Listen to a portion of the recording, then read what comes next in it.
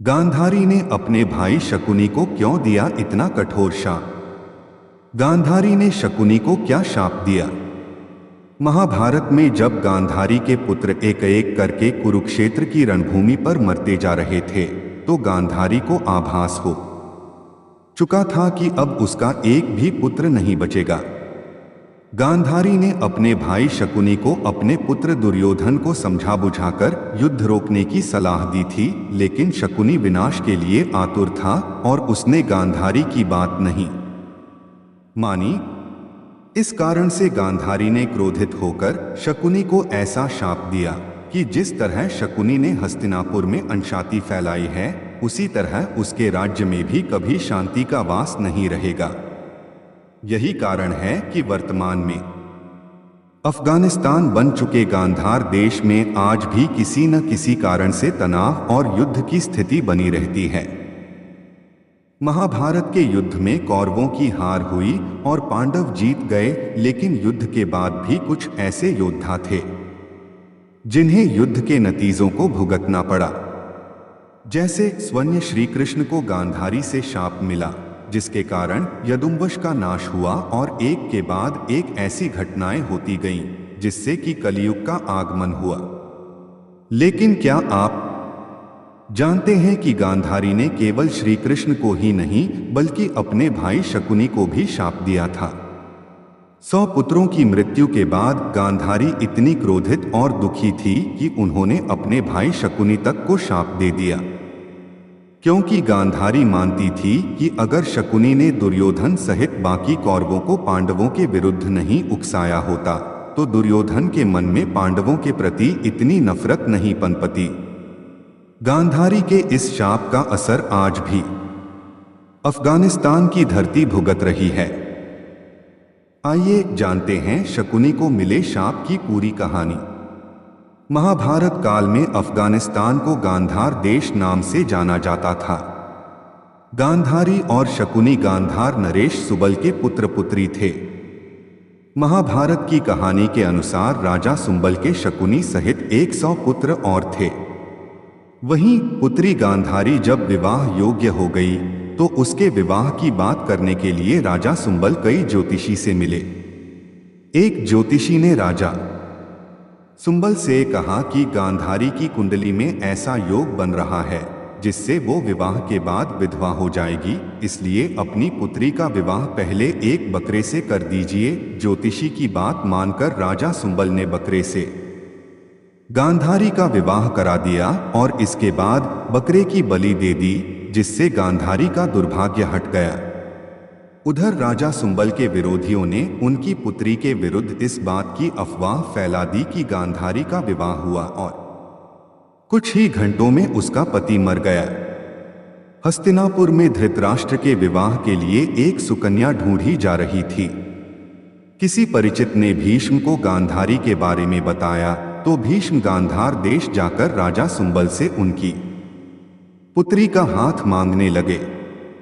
राजा सुंबल शुरुआत में यह नहीं जानते थे कि धृतराष्ट्र नेत्रहीन है, इसलिए उन्होंने गांधारी के विवाह के लिए अपनी स्वीकृति दे दी। लेकिन कुछ दिनों बाद जब सुंबल को इस सच पता चला तो उन्होंने विवाह के लिए इनकार कर दिया। अपने वचन से पीछे हट जाने के लिए भीष्म को गांधार नरेश पर बहुत गुस्सा आया और उन्होंने गांधारी का अपहरण करके धृतराष्ट्र से गांधारी का विवाह करा दिया।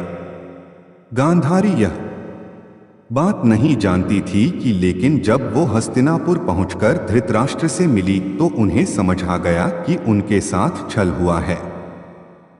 वहीं भीष्म और धृतराष्ट्र ने इस अफवाह को सच मान लिया कि गांधारी का विवाह एक बार हो चुका है। वहीं शकुनी धृतराष्ट्र से अपनी बहन का विवाह नहीं होने देना चाहता था। भीष्म और धृतराष्ट्र ने राजा सुंबल को सबक सिखाने के लिए उन्हें और उनके 100 पुत्रों को कारागार में डाल दिया। कारागार में राजा सुंबल और उनके 100 पुत्रों को एक मुट्ठी अनाज दिया जाता। एक मुट्ठी अनाज में 100 पुत्रों को केवल एक दाना ही मिल पाता था। ऐसे में सभी ने निश्चय किया कि वे अपना हिस्सा भी शकुनी को दे देंगे, जिससे कि शकुनी हस्तिनापुर के शासकों से बदला ले सके। अन्न न मिलने के कारण राजा सुंबल और उनके पुत्र धीरे धीरे मरते गए। अंत में शकुनी बच गया। शकुनी के मन में हस्तिनापुर के राज्य को बर्बाद करने की भावना ने जन्म ले लिया। चौसर का खेल खेलने में माहिर शकुनी ने दुर्योधन की रुचि चौसर के खेल में जगाई। शकुनी दुर्योधन के साथ घंटों चौसर का खेल खेलता रहता था। यह चौसर का खेल ही था जिसने महाभारत के युद्ध में महत्वपूर्ण भूमिका निभाई और चौसर का खेल हारकर पांडव अपना सब कुछ गवा बैठे। शकुनी ने दुर्योधन को उकसाकर हर वो काम कराया जो उसके खुद के मन की इच्छा थी। दुर्योधन को अति स्नेह करके शकुनी ने जैसे उसे अपना सेवक ही बना लिया था। यही कारण था कि दुर्योधन शकुनी के कहे अनुसार चलता था और उसने अंत तक अपने पांडव भाइयों को राजकाज नहीं दिया, जिसके कारण महाभारत का युद्ध हुआ और युद्ध में दुर्योधन सहित सभी कौरव मारे गए। कुरुक्षेत्र की भूमि पर जब गांधारी ने अपने 100 कौरवों को खो दिया था तो गांधारी बहुत ही क्रोधित और दुखी थी। गांधारी ने विलाप करते हुए श्री कृष्ण से कहा था कि वे चाहते तो युद्ध रोक सकते थे, लेकिन उन्होंने कौरव और पांडव को लड़कर मरने दिया। इसलिए गांधारी ने कृष्ण को शाप दिया था कि जिस तरह गांधारी के कुल का नाश हुआ है उसी तरह कृष्ण के यदुवंश का भी नाश हो जाएगा। गांधारी ने श्री कृष्ण को डोट कि नहीं बल्कि इस शाप से पहले अपने भाई शकुनी को भी शाप दिया था।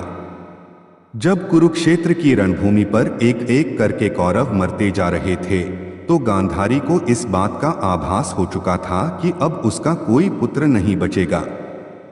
गांधारी ने अपने भाई शकुनी से कहा था कि वे युद्ध रुकवा दे जिससे कि और विनाश न हो पाए, लेकिन शकुनी ने गांधारी की बात नहीं मानी।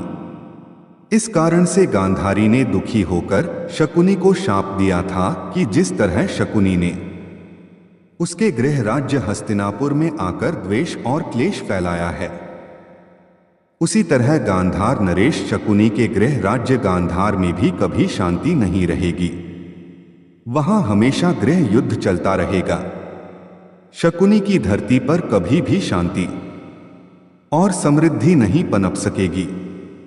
गांधारी के शाप के कारण ही वर्तमान में अफगानिस्तान बन चुके गांधार में कभी भी शांति नहीं रहती। वहां किसी न किसी कारण से युद्ध और अशांति की स्थिति बनी ही रहती है। कुछ पौराणिक मान्यताएं यह भी कहती हैं कि शकुनी ने अपने मृत भाइयों का बदला धृतराष्ट्र और भीष्म से लिया था। राधे राधे। जय श्री कृष्ण।